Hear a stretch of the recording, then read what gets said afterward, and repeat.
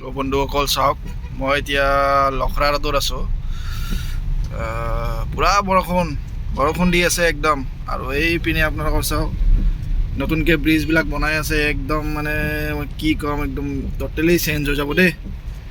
আৰু 3-4 বছৰ পিছত আপোনালোকে গুৱাহাটীখন চিনি নোপোৱা হ'ব, মানে এনেকুৱা সলনি হৈ যাব। মই কৈছোঁ নহয়, একদম মানে একদম ডাঙৰ ডাঙৰ ব্ৰিজ বনাই আছে এইপিনে একদম। এইখন ব্ৰিজ একদম হেৰিৰ পৰা আৰম্ভ হৈছে, আপোনাৰ বশিষ্ঠ চাৰিআলিৰ পৰা। বশিষ্ঠ চাৰিআলি নোপোৱাৰ পৰাই আৰম্ভ হৈছে। মই খানাপাৰাৰ পৰা আহিলোঁ, একদম মানে তাৰ পৰা আৰম্ভ হৈছে, শেষে হোৱা নাই ব্ৰিজ।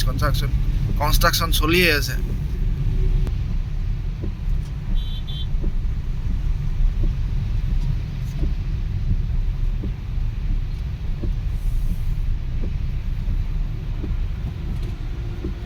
আৰু এটা ডাইভাৰচন আহি গ'ল ইয়াতে, বাপৰে।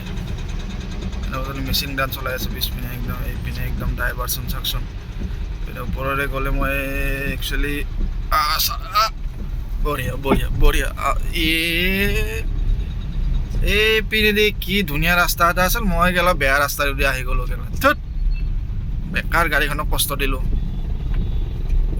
এতিয়া চাব হা, হাইৱেটো পূৰা ফ্ৰী, একদম ফ্ৰী, মানে একদম জাম নালাগে। মই কৈছোঁ নহয়, আৰু 5 বছৰ নালাগে, 5 বছৰ 2-3 বছৰ পিছত একদম সলনি হৈ যাব। ইমান ডাঙৰ, এইফালে যিমান ডাঙৰ ৰাস্তা, এইটো চাইডেও ইমান ডাঙৰে ৰাস্তা।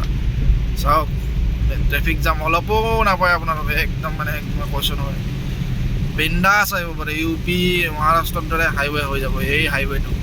বিশেষকৈ জালুকবাৰীৰ পৰা খানাপাৰালৈকে যিটো হাইৱে বনাই আছে নহয়, মই একদম মানিব লাগিব এইটো। কিন্তু এই গোটেই গুৱাহাটী চিটিখন আপোনালোকৰ এইফালে কনভাৰ্ট হৈ যাব, আৰু 6-7 বছৰ পিছত কনভাৰ্ট হৈ যাব একদম।